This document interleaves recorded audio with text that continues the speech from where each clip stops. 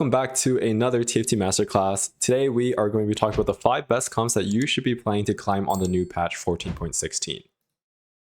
Before we even get into it, remember to sign up for the Fit Gamer TFT tournament. This is going to be in late September for only $20 and catered towards only silver to diamond players. So if this is you, a silver to diamond player looking to get some tournament experience and also some coaching for a low amount of 20 bucks, you will get 2 bootcamp days. These will go over actual TFT masterclasses, physical performance training, TFT stat analysis, tournament prep classes, so how to prep for actual tournament, VOD reviews, some scrims, and a Q&A. So those are only from the bootcamp days, all included under 20 bucks. And then you'll also get an entry into the tournament days where you could win big. You have a minimum game of 3 games before any cuts happen. This is a great tournament experience to get your foot in the door.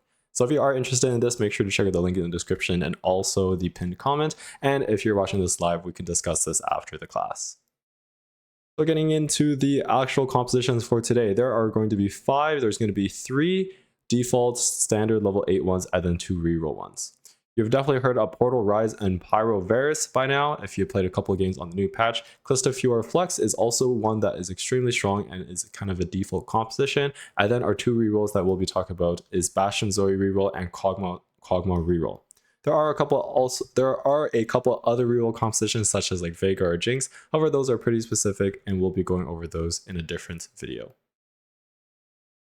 So let's start off with Portal Ryze. So this is going to be a level 8 magic damage composition, and optimally you play this when you have a portal +1, and of course with portal +2 you are able to achieve that 10 portal, especially if you have a wandering trainer, so then you can do this on level 9. Regarding units, Tark is going to be our main carry with our main tank, and Ryze is going to be our main carry. And since this is a full magic damage composition, unless you do some like Ezreal stuff, this is going to be requiring Shred either from Ionic Spark or from Shiv. The reason why this composition is now into the meta, well, there was a buff to Scholar. Although you will normally not be playing for Scholar in the Portal composition, sometimes there are some variations where you can, so that's pretty nice. Also, the Ryze ability damage was buffed at 1 and 2 stars, so that is extremely good. For us 3 star, you basically won the game anyway. And then also Portal, a little bit of a bug. When there was only a Krug left, then the Portal effects would miss. So a ton of buffs over to the Portal composition. One thing you need to remember about this trait is on combat start, all portal champions will gain a shield for 15 seconds. So remember that even your backline, such as like your Zoe, or even you might be backlining your Jace, these units have shielding at the first 15 seconds that you need to be making use of. The second part is you need to remember is the portal becomes stronger for your portal champion's star level. So this means that you're thinking, oh, Zoe 1, Zoe 2, no diff.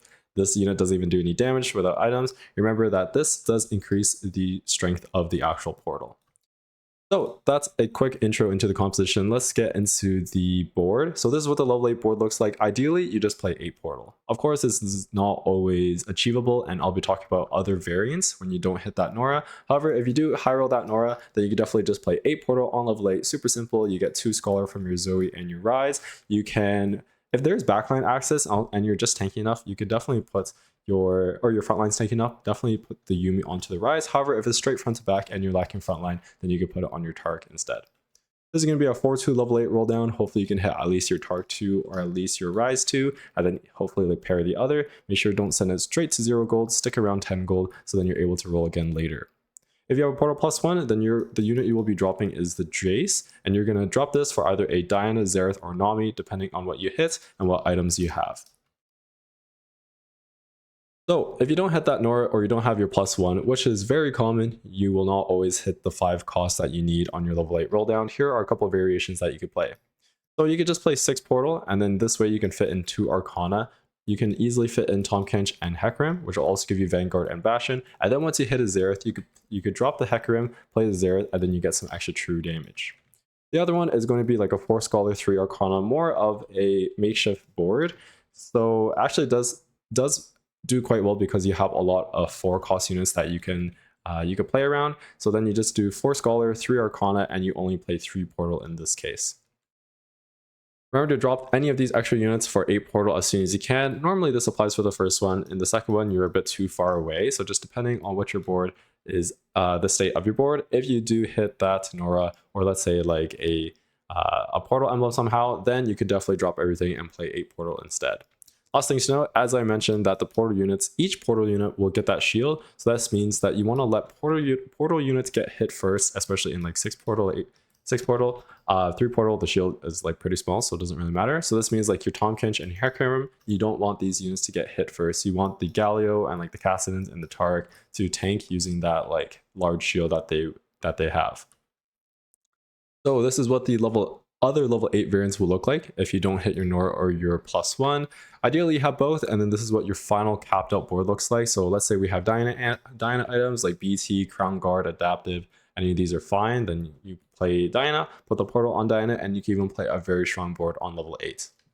Let's install augments to go along with this composition. Of course, your portal +1. Little buddies is very good. We have a good amount of little buddies and we have a lot of big buddies. The only unit that doesn't really benefit anything is Ezreal here, but that's only 1 unit, so that's fine. Support golems 1 and 2 are still very strong. They're a little bit less tanky and do a little bit less damage compared to last patch. However, they're still very, very strong. And then all that shimmers, a very good econ augment that will allow you to get to level 8 and then eventually level 9.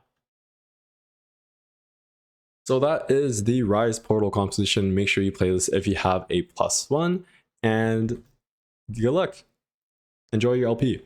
The next one we'll be moving on to is Pyro Varus. So Pyro Varus, kind of opposite to the Ryze comp, this is going to be a level 8 physical damage composition, and ideally we are going to be playing vertical Pyro, so that's going to be 5 Pyro with a +1. The way this is going to work is we're going to have our Nasus as our main tank, Varus as our main carry, and then Smolder as our duo carry. Since this is a physical damage composition, we will be requiring Sunder, either from Even Shroud on our Nasus or Last Whisper on our Varus. Now the reason why this composition is back in the meta, well, Briar got a 580 buff to her base AD, so this base AD buffs are always very good. 2 Blaster also got a buff to its damage amp, since we'll normally be playing 2 Blaster. Varus ability cast time was reduced by 1 second, so especially mid to late game, even early game, like every second of the fight counts. So being able to, he essentially used to stun himself for 2.5 seconds, now it's a self-stun for 1.5 seconds, so 1 second of 1 second less of a self-stun is extremely good, so he'll be able to cast more often. And then last but not least, Shyvana also got a little bit of ability damage buff to her kit as well. Remember with Pyro, the Pyro does a couple things. So not only does your team gain flat attack speed, well, the Pyro champions will actually gain more, and the Pyro champions execute enemies under 12% health, which means that items such as like Collector are not ideal on units that have this Pyro execution. For each kill that you get, the Pyro champions will drop a Cinder, and for every 4 Cinders you collect, your team will gain 1% more attack speed. So this is kind of a stacking, scaling composition where the more units you kill with Pyro, the more attack speed your team will have. So by stage 4, stage 5, stage 6, your units will be attacking very fast, and even at that 5 Pyro, you will now execute under 18% max health. That's a quick intro into the actual composition. Let's take a look at the board. So this is going to be your ideal board. Of course, I'll show variants later, but this is what you want to be going for. So of course you have that Pyro +1, and you just play 5 Pyro, 4 Shapeshifters, and you have Briar as your 5 cost Shapeshifter as well. Since this is a level 8 composition, you're going to be most likely rolling down on 4-2, and you want to be putting that Pyro +1 on that Smolder. Varus best in slot, Last Whisper plus IE is extremely strong, and then finishing it off with a Deathblade or Giant Slayer. Shojin has a very high play rate, however Shojin is not ideal on Varus, but is acceptable if you have nothing else that you can make. As I mentioned, Nasus is going to be your main frontline tank, so since Declaw got nerfed, and there's a lot more attack damage, physical damage comps now in the meta, Declaw is not always a necessity. So you could either do like Even Shroud if you don't have Last Whisper. Warmogs is always very good. Protector's Vow to cast more often. And then even a Gargoyles, because there are no resistances in his kits, only flat HP from Shapeshifter. So this is your ideal board. Of course, if you don't hit that, then there are other variants. There's a lot of Frost variants with Varus, just because of the units that overlap with each other. So if you don't hit Briar, if you don't hit Smolder, which is very often the case, you could do a Frost duo with Olaf, so play 5 Frost, and you can also play a Rakan 2 over the Shen if you hit that. If you even have a Frost +1, so let's say you hit this on your 4-2, or you have this earlier, then you can actually play 7 Frost with Varus holding that Frost emblem. So you would just take away one of these items and then give Varus that Frost emblem, and then play a Warwick or Diana over the Shen for 7 Frost. Your frontline might look a little bit suspicious, especially if you don't have Nasus 2 with 7 Frost, but just remember, once you kill enemy units with the Frost, you will spawn soldiers, which act as pseudo frontline. So best install augments to go along with this composition, of course, that Pyro +1, allowing you to get the 5 Pyro and get that higher execution. Martyr is very good in shapeshifter compositions because we have so much HP from the shapeshifter. Healing for a percentage of a lot is going to be a lot more than a percentage of a little. Little buddies is very good. Support Golem 1 and 2, immovable objects, as mentioned, resistances for units that have a lot of HP but no resistances. And then Cauterize is the Pyro specific augments. So definitely try out this composition, especially with Pyro +1. It's very, very good stats, and you'll be getting a lot of LP from this. All right, so moving on, we have more of a flexible composition now. The previous two kind of were reliant on like items, reliant on augments like +1s, Pyro +1s, Pyro +1s. Now we're going to be playing a little bit more flexible with Kalista. So the level 8 board is going to be either just physical or a mixed damage composition. The reason why this is flexible is we're able to play a lot of different lines. However, they are still going to be 4-cost lines, which means that we will require strong econ in order to hit these 4-cost 2-stars because it will get very expensive. There are a lot of Thieves Gloves holders in this composition, which makes augments such as Band of Thieves, Sleight of Hand, Lucky Gloves extremely good, and the goal is to get to level 9 ASAP to cap with legendaries. Well, let's get straight into the composition. This is going to be the default one, where your main carrying backline Kalista in the backline, of course, and then Fiora is going to be your melee frontline bruiser. Nasus is going to be your item holder for tank items, unless you hit a Roncon 2 and you just have Nasus 1, or not even Nasus paired. Because this is going to be playing around so many 4 costs, you can either do a 4-2 or 4-5 level 8 roll down, especially if you're uncontested, and you will be requiring Sunder, so either a Last Whisper on that Kalista or an Even Shroud on that Nasus. Regarding itemization, make sure you prioritize Kalista items first. Fiora has a little bit more of open, or at least more of flexible itemizations, as long as she has healing. Starks is very good on her, Edge of Night, Infinity Edge. However, Kalista can only use like Rage Blade, Last Whisper, Death Blade. Runons is okay, Giant Slayer is okay, but definitely prioritize Kalista items as first. One last thing to note is make sure you don't build 3 Kalista items, however, because you will be getting this Fairy Crown from playing 2 Fairy. This is going to be the default board on level 8, and a lot of units can be swapped out eventually. So Jack can eventually be swapped out with Camille, Nico can eventually be swapped out with Briar, and then by playing a Morgana, you will get that Witchcraft back that you lost from dropping Nico, plus an extra Preserver, plus Morgana is just an extremely good unit. So very high cap with with 5-cost units if you are able to get to level 9. Here are some other level 8 variants. So the first one is going to be Gwen Duo. So what happens if you have Kalista items, however, you get dropped a lot of AP items, let's say on like stage 4. So now you can no longer play Fiora just because you don't have any items for her. So you can play this version instead where you're doing Gwen instead of a Fiora. The very last one is kind of a mix. So since this is kind of a flexible composition, when you're rolling down, you will not always hit the exact board that you want. So let's say you hit like Recon 2, you don't even hit a single Nasus, but you're playing around Fiora Kalista, you could play the Arcana version instead of the initial default one. So definitely a lot of variations that you could play depending on your items, depending what you hit on 4-2. You can either play around Arcana or you could not play around Arcana and play around Shapeshifter. This is going to be a very capped out board for your default. So as I mentioned, you replace Jax with Camille, you replace Nico with Briar, and then you add a Morgana on level 9 for just synergies plus good units. Best install augments for this composition. Support Golem 1 and 2 is always very good. Fortune Favors the Brave. This is, I would say, the composition you would default to. Not only are there it just has a very high cap. So if you're able to get some support items in here, even a Force of Nature or Tactician's Crown, even like a Radiant item, this will be extremely good for this comp. Giant and Mighty, Support Golem 1 and 2 again. Sorry, I added it twice. It's just that good. All that shimmers, any Thieves Glove augments, because there are a lot of units that uses Thieves Glove. And then Common Caster, Unified, Martyr, and Slamming Plus or Epic Plus is great as well. So definitely try out this composition. A ton of fun, very flexible, and you gotta hit something. All right, moving on to our reroll compositions now. The first one, Bastion Zoe Reroll, was very good last patch with Spellblades, and now it is even better this patch, even with the Spellblades nerf. So what is this comp? This is going to be a level 5 magic damage reroll composition. You're going to be pretty stable mid game once you hit your 2 stars, and it also has a very strong late game that caps around Arcana and Milio plus Ryze. This is best with Econ Augments or Portals to help you hit your 3-star units. Now, why is this back? Well, there is a buff to 4 Scholar, so that's very, very good because we will be playing 4 Scholar. Spellblades got a little bit of a nerf, that's pretty sad. However, Ryze got a buff and also Ahri got a direct buff as well. So let's get straight into what the board looks like. This is going to be the level 5 board, so Lilia, Hecarim, and Poppy in the front line, and then Zoe, Ahri in the back line. Since this is going to be a 1-cost reroll composition main to start with before we get over to the Ahri, you want to make sure you are not rolling or leveling until stage 3-1. So this is right after Krugs. Then on 3-1, you will still be level 4 and you will have the highest % chance of seeing 1-cost units. So you're going to really want to send it here for your 2-star 1-cost and then stay above 32 to 34 gold. So the next round you can make 40, and then the round after that you can make 50, and then start slow rolling above 50 gold. So this is how you want to play out your econ so you don't so then this maximizes the chances of you actually hitting and still being able to ladder up. Item priority, you want to start with Zoe, so either blue buff or Shojin, depending on your items, plus a Nashor's and then a Rabadon's or Jewel Gauntlet, once again, depending on your items.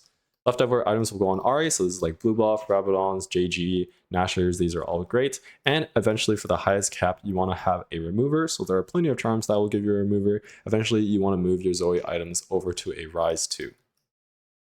Regarding tanks in the front line, you can either tank Lilia or Poppy depending who you are closer to 3 stars. Lilia is a lot more contested than Poppy just because Lilia goes in like the Kogmaw comp, and then like if people are playing just like 2 fairy, but so Poppy is less contested. Depending on who you're closer to 3 stars, just put the items on her. And then the or Poppy. Actually, okay, I'll just continue. Arcana, the mod will go on Ahri for the AP because the AP for team wide will increase depending on how many 3 stars you have. Okay, and moving on to the level 8 board. So this is what the level 8 board is going to look like. We add Ryze, we add Milio, and then we also add Tark. So this works out extremely well for Bastion, for Scholar, extremely tanky frontline, stalling for our backline that will output a lot of cast because of 4 Scholar. If you don't hit Milio, then just play Bard for that 4th Scholar instead, and you want to put that healing reduction either on Ryze or on Milio, depending on what you have open slots. One thing to note is sometimes you'll get worried if you just have a 2-item carry, but with Milio will prioritize giving items to units that are already holding items. So if Ahri is 2 out of 3, or like Tark is 2 out of 3, or they're just both 2 out of 3, and everybody else is either 3 items or 0 items or 1 item, then Milio will prioritize giving a 3rd tank item to Tark and a 3rd damage item over to Ahri. So that is how the Milio prioritization will work. And if he's even able to cast twice, then that'll just be a lot of items for your team, and this is why it has such a high cap. Bastion Zoe augments to go along with this composition. Support Golem 1 and 2. This is just one of the best augments even with the nerf. Spellblades is extremely good. With Spellblades, you do not want to be moving the items from Zoe to Ryze because Zoe makes extremely good use of the Spellblades augment. Pandora's Bench to hit your 3 stars. Same thing with Prismatic Ticket. And then Combat Caster, same thing. Zoe has a very low mana, so she'll be able to proc Combat Caster a lot. The 2 last really good ones, and Upgrade Adventure is the Prismatic on 2-1. You will be getting 4 3 stars, so you can easily proc that and reap your rewards. And the very last one is going to be Hero Augment, so High Horsepower for Lilia is extremely good after her buffs, and then Richie Wallop is very good for Poppy as well. Oh, one last thing. Definitely play Xerath on level 9. And then you will get another Arcana stack, 0-2 with items does extremely well as well. And depending on your matchup, you can eventually swap off from Ahri to Xerath if the AP is not cutting it and you need the true damage instead to win. Alright, and our very last one for today, Kogmaw Reroll. This comp has been around for a while. This is the only surviving 2-cost reroll composition from last patch, just because it did not get hit as hard as Syndra or Kassadin.